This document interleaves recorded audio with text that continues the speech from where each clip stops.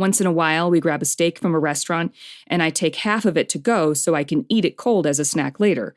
Instead of a giant to-go box for my little bit of steak, I ask for tin foil to wrap the steak in so it fits my purse. Vasilios gives me gross face when I whip out my foil-covered steak from my purse and start munching on it.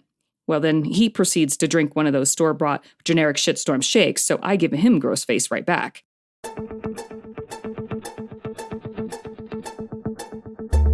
Is bodybuilding about selfies, steroids, magazines, and muscles? How do I become a successful pro bodybuilder or fitness competitor? Where do I even start if I'm new? And the biggest question of all, what are the judges looking for anyway? Even today with the internet, many people first discover bodybuilding by word of mouth. The lack of regulation has caused a boom of unqualified coaches, scattered info, biased advice, dangerous protocols, and imposing trends that are a hot mess. After 20 years in the business, I have seen it all. Week after week, I'm going to talk about taboo topics that get swept under the rug, provide you tips and strategies to gain a competitive edge and stand out on stage in any division or federation. I'm going to answer all the burning industry questions without the bias. I have competed across 6 federations, earned pro status in 3, and judged in 2. I've coached posing and choreography for men and women in all federations and divisions. I know just how much competing means to you. I'm your host, Michelle Welcome, and you are listening to the Everything Else in Bodybuilding podcast. Be sure to download your free guide, 5 Things Every Bodybuilder and Fitness Competitor Needs to Know Before Your Next Show at eeinbb.com. That's www.eeinbb.com.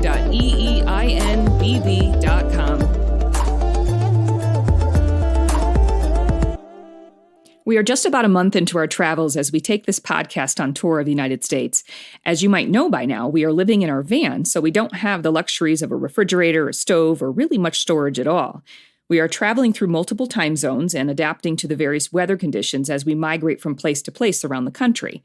We are meeting a lot of really great people, visiting a lot of really great places, and building new relationships with people you just can't do over the phone. We've only been flipped the bird once so far by another driver. Not quite the honk and wave if you see us response, but after many hours of driving, it was a nice change in scenery. A young guy did walk into a pillar checking out the van at a gas station, and I had to speed walk to get inside to hide my laugh.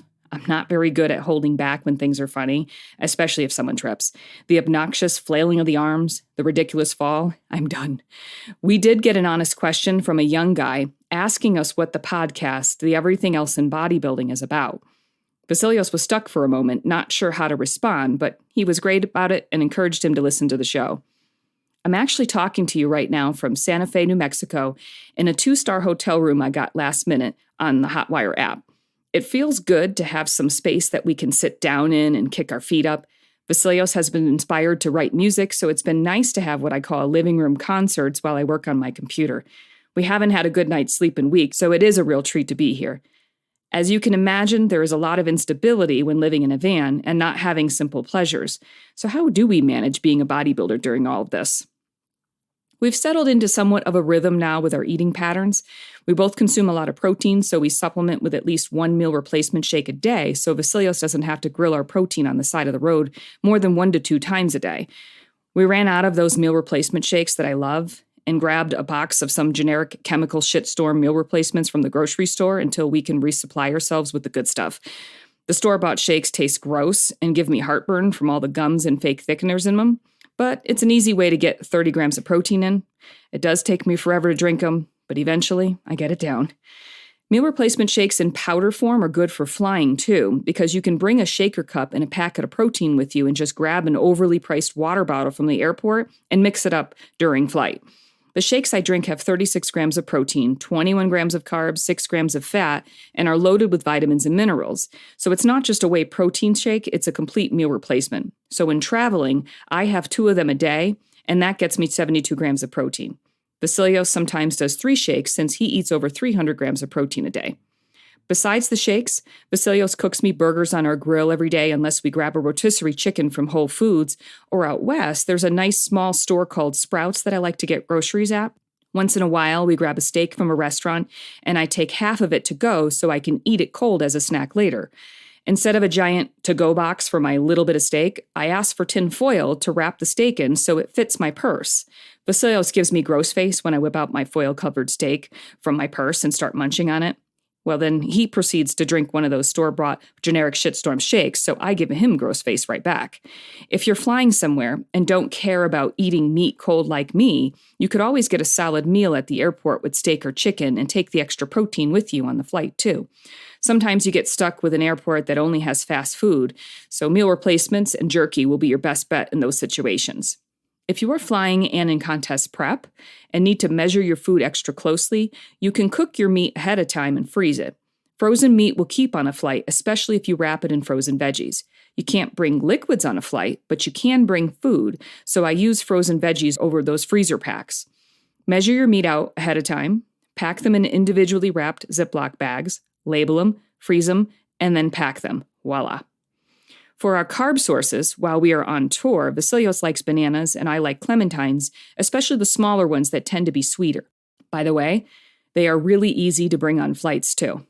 The key with fruit on a road trip, though, is to make sure the fruit has a natural casing so it is less likely to attract flies. While traveling through Idaho, where it is pretty much all farms and there are flies everywhere you go, if Vasilios cut into a pineapple, within seconds there was a swarm of flies. I got so frustrated one day I went to battle with the flies. I bought a $1 fly swatter from the gas station, hopped in the back of the van, and flung that fly swatter around like a madwoman until every fly was gone. Every time I got one, I would let out a good cheer. At first, Vasilios thought I was going crazy until I caught him grabbing the fly swatter, catching a flyer, and letting it out a good, "Take that, motherfucker." As you can imagine, I wasted no time laughing and teasing him. Getting our sources of fat in is pretty easy. Although I get the leaner ground beef, there is still fat in the beef. I supplement the fat with butter. Vasilios really likes the Kerrygold brand of butter and just bites into it like a candy bar.